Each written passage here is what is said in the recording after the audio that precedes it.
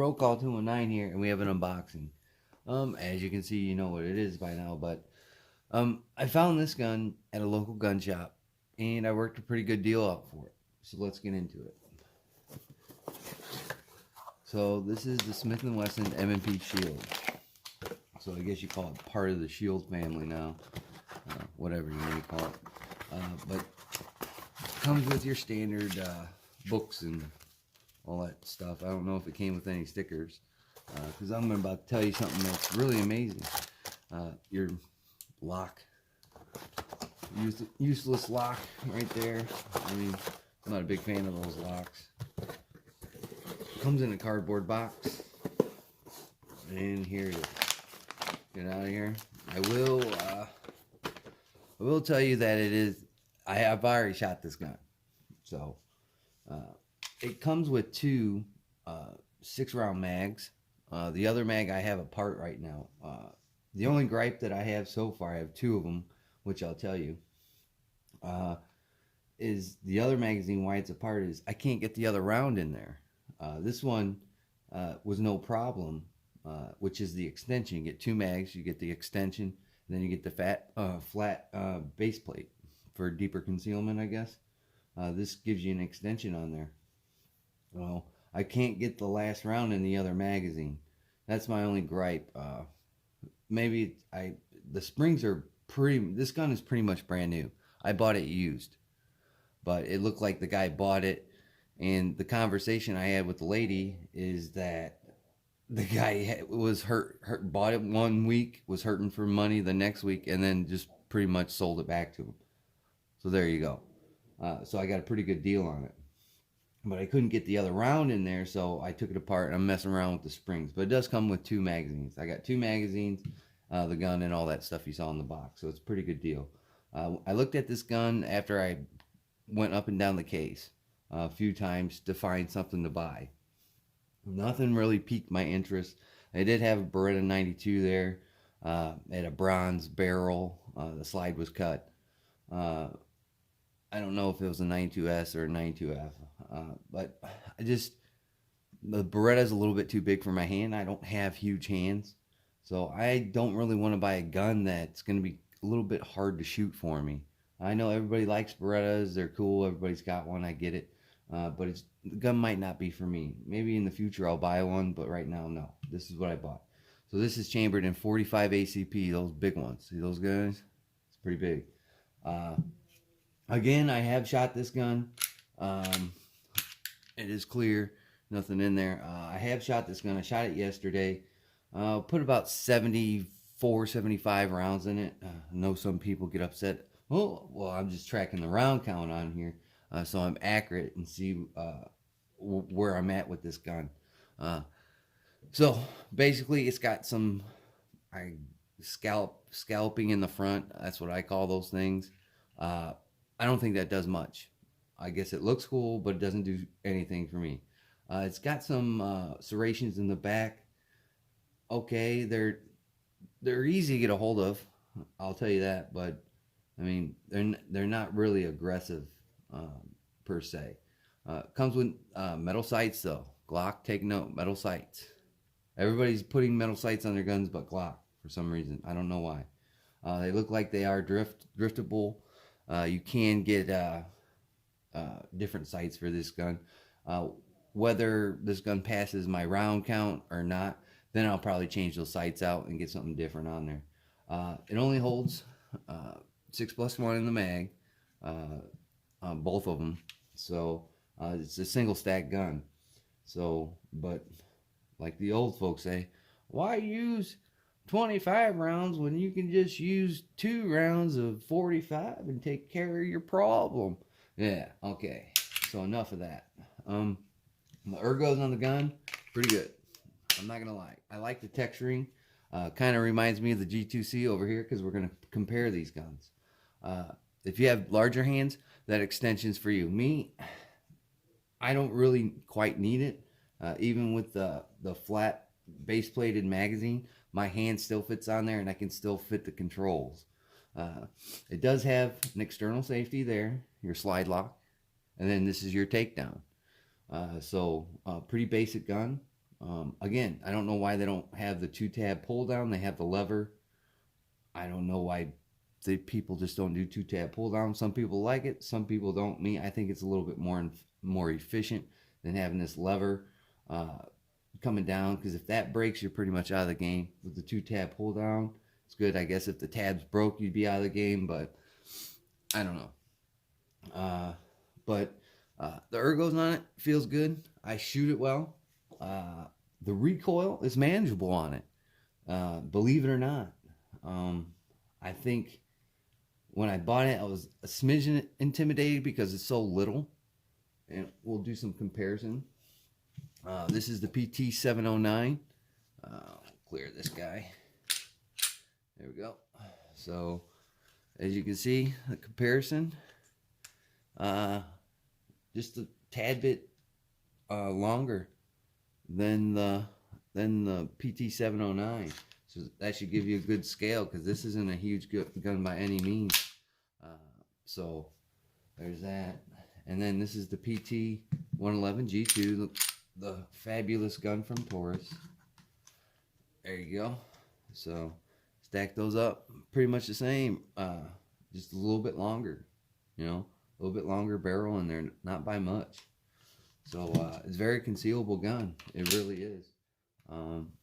Again, I was satisfied with shooting it. There are some pros and cons to it. The pros is, man, 45, you know, 6+1. It's pretty good capacity for, you know, in case the need arises. Shooting, pretty manageable. Good recoil. I can sustain recoil. Again, ergonomics are all right. I'm not a huge fan of the Shield ergonomics, but it works for me. Some of the cons, let's get into that. The gun is kind of dirty. I had it out in the woods the other day, so bear with me. Some of the cons, the way these mechanisms on the gun are to be had. I did practice drawing with the safety on, and swiping it off is easy, but putting it back on isn't so easy. You almost have to break your grip like that just to get it on. Swiping it off, no problem. Just don't put a safety on a gun. The next thing is a slide lock, slide release, whatever you want to call it.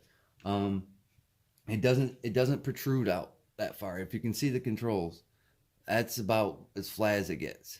If it was bumped out a little bit more, that way you can really get it on there, get your thumb on there, because at times I have a little bit trouble finding it, kind of gets lost, or I'll bump the safety because they're pretty close together. That's why I say get rid of that.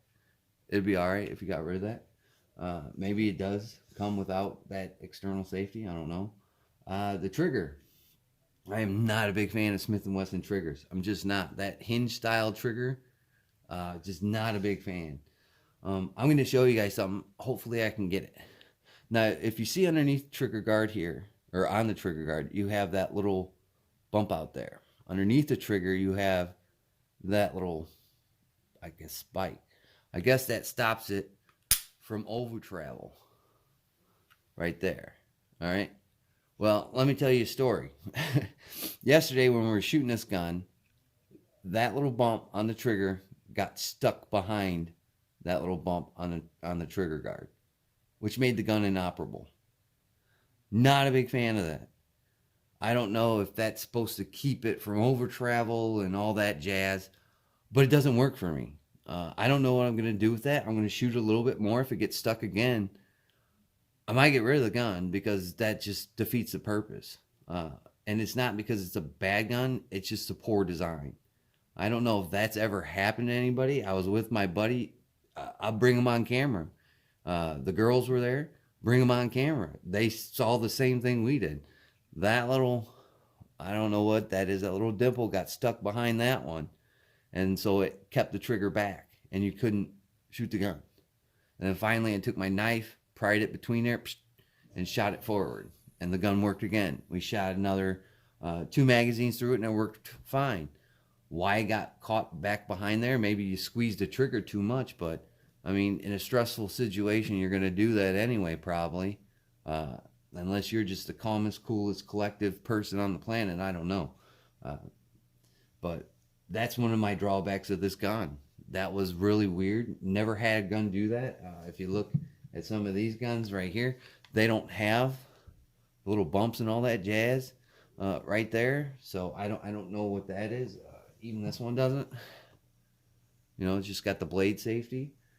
Even my Glock over here, that doesn't have it. So I don't know what the purpose of that is. Maybe I'm thinking so it doesn't over travel, so you can get that brake on it. We'll check out the trigger brake on it. Hopefully this thing doesn't get stuck. There's a little bit of take up, and it's a little bit mushy, but there's a crisp brake right there. Reset right there. Not a big fan. Again, as you can see how that hinge trigger works on there. Hopefully I can get it on there.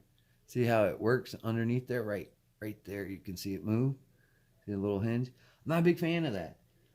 But again, that's how they designed this gun. So take it or leave it at this point. Unless they redo a trigger or there's a trigger upgrade for it that you can kind of get away from this thing. But again, I don't understand why those little bumps are there. I'm thinking just to give you a good reset or something on there. I'm not sure. I'm not the knower of all. So other than that, it shot well. I put rounds on target. Drawing it was sufficient enough, even with the safety on and off. Manageable recoil. It's in 45, so you're shooting it out of a small barrel. It's not like shooting those 1911s that all the cool guys have. This pretty basic gun. Does have a loaded chamber indicator on the top. I don't know if you can see that right there. Right there. There you go. Put it in the light. Then you can see it right there. Breakdown. I'll do another video on it. I actually had to watch another video. I've never owned a Smith & Wesson before. I've never had the need. I have a Glock. And I have a CZ. So, P10C. So, but this one just caught my eye. I bought it for $300. It was basically brand new. There's no wear on this gun other than what I did with it yesterday. It needs to be cleaned, but when I got it, it was clean bore. Magazines were clean. Didn't even look like the magazine. He shot a magazine full of rounds out of it. It was so clean, unless they just cleaned their gun that good. But even they were like, I don't even know if he shot it. So other than that, mag release is right here. It drops free. Both magazines drop free out of there, so that's a plus for quick reloads. Again, it's in 45 ACP. A lot of people are, not fond of 45. Me, I think, it's sufficient, especially at close range. When you start putting distance on a 45, then you get bullet drop and all that jazz. So it wouldn't be great to shoot 90 yards with if you're shooting at somebody for some reason. Not like 9 or a rifle round, but in close-up situation, I think it'd do its job. Again, there is some pros and cons. Some of the cons are I don't like the safety. I just don't like the design of the takedown. The trigger, whether I figure out what we're doing here with this trigger, will determine the fate of this gun, because like I showed you, my other ones don't have that. So again, I'm new to Smith & Wesson's. This is their line that has really bumped them to the pretty much the pinnacle of guns nowadays. It's one of the most concealed and carried guns that I know. My brother has one. That's in 9mm. I shot that gun well. But I took it a step further and got it in 45. I have a bunch of 9mm, so why not get it in 45? 45 ammo is not as cheap, but it's you can get it for a reasonable price at times. It goes on sale just like 9mm. The only ones that don't are that FN ammo for the 7.5, and then 380, and then your higher calibers at like 44, 357. Those things just stay at that high price. 45 will go on sale once in a while, and you can get a good deal. I got quite a bit in the safe from a couple deals I came across. Gun shows is where to find some ammo for 45. Other than that, I shot it. It's manageable. My buddy shot it. He's like, it was surprising. You know, you thought with a short barrel, it's gonna be kind of rough, and it wasn't. It was pretty smooth actually. Uh, but there it is, the Smith & Wesson 45 Shield. I'll keep on testing this gun and see if I like it and see if it stays with me, and then gets thrown into maybe a carry rotation for this summer. We're hitting the pinnacle of summer. It's already June. You know, come July and August, it's going to be really hot, so we're not going to be wearing tons of clothes. So I've got some options. The 19 is pretty big. It'll print a lot. This one, it won't. Even with the extended magazine, I think it'll conceal well. So this might be another carry option. I know a lot of people have them. I can't say it. It's one of the most popular selling handgun I would say over the last couple of years. There must have been millions sold for the Shield, I would say, line from 945. Now they're making the Easy. So the Easy Sliding 380. I heard that's a really good gun. I'd like to get that gun and try it. Again, 380 is not cheap, so that's why I'm sitting here with a 45 and not a 380. It's expensive to shoot. But yeah, this is what I got. Paid $300 for it. They said it was used, but yet we all know when guns are used, it's when you buy them off the shelf. Then it's considered used, not even when you shoot it. So there it is, the Smith & Wesson Shield 45. It's got the thumb safety on it. My guess is there's probably an option without it. So I didn't have that option. This is the only one that they had. So I picked it up. I shot it. It's all right. One more thing. I don't think that's an accessory rail under there. That's pretty short. So I'm probably not going to run anything off there, any lights. I never do anyway, but even the thought of it, no, probably not. So there are some pros, there are some cons to this gun. But all in all, it shot fine. We had that little problem there, and then I believe the slide didn't lock open twice. Other than that, it shot fine. I shot it well. My buddy shot it well. So as long as I can figure out that trigger and how to manipulate it to the point where it doesn't get stuck, it should be a good gun. 3-dot sight system, just FYI right there. But yeah, Smith & Wesson Shield 45. There it is. Comes with 2 magazines, cardboard box, instructions. That's it. So go out and try it. See if you like it. Get it in 9. If you don't want 45, get it in 9. I know a lot of people carry this thing. So there it is. We'll do some range videos next couple of weeks with it. See how it performs.